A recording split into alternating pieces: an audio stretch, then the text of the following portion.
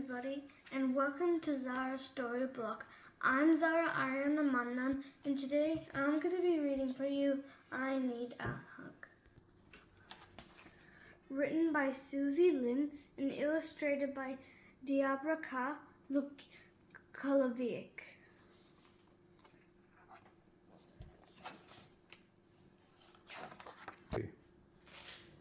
As the early morning sun rose over the zoo, all the animals were waking up. All except for Boo, the bush baby. Like all bush babies, Boo slept in the daytime, so he was ready for bed. But where's Mummy? Boo couldn't sleep without his mummy's special bedtime hug.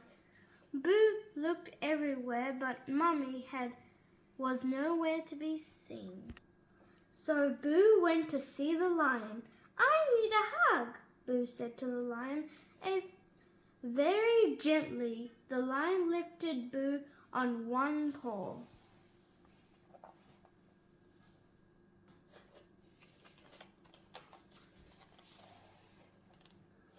Hugged him close. "Thank you, lion," spluttered Boo, with a mouthful of the lion's mane. "But your hug is too hairy." So Boo went to see the giraffe. "I need a hug," Boo called to the giraffe. Giraffe stopped she was doing, wrapped up her long neck around Boo and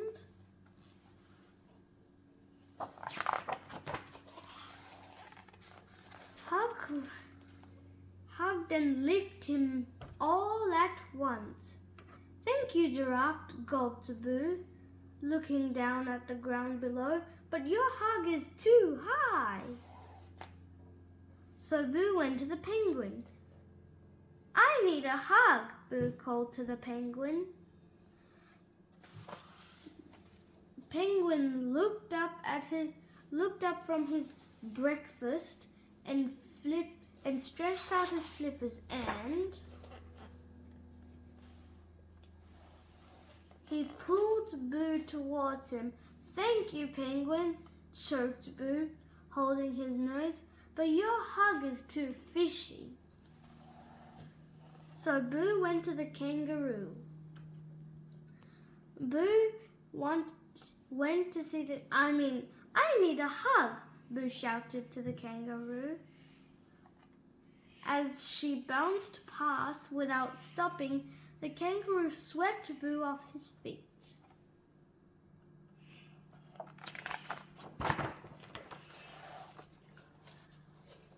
Hugged him as well and hopped on her way. "Thank you, kangaroo," Boo managed to say in between each dump, but your hug is much too bouncy." Boo was tired and he needed a bedtime hug more than ever. Perhaps Maycar could help. More than ever, I need a hug," Boo yelled above Maycar's loud squawks. "Squawk!" Maycar carried on squawking and spread his wings. Hugged Boo to his feathery chest. "Thank you, Maycar," yelled Boo, "but your hug is too noisy. Squawk!" "What about you, Polar Bear?" wondered Boo. "I need a hug." Looking up into the Polar Bear's friendly face, ever so carefully, the Polar Bear opened her arms and gathered Boo up in her soft white fur. "Thank you, Polar Bear," yawned Boo, squinting, "but your hug is too bright."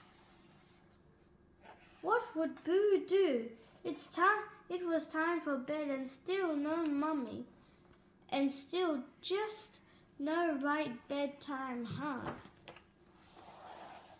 Too too wrinkly, too bumpy,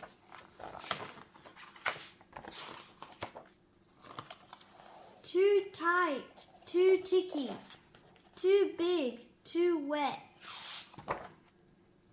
I don't need a hug that's hairy, too high, too fishy, too noisy, too bright, too wrinkly, too bumpy, too tight, too wet, too big, too ticky. Or too wet, whispered Boo to himself. I need a hug that's. Just then Boo felt a warm, familiar, comfortably arm around him.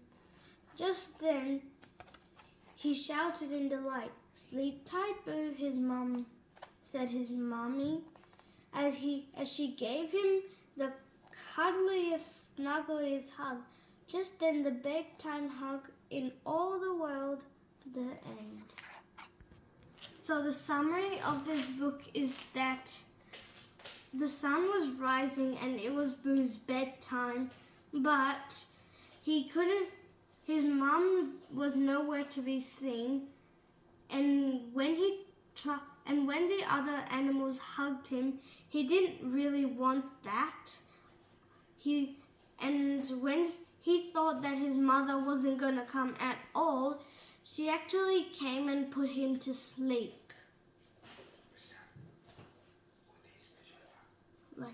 With her special hug.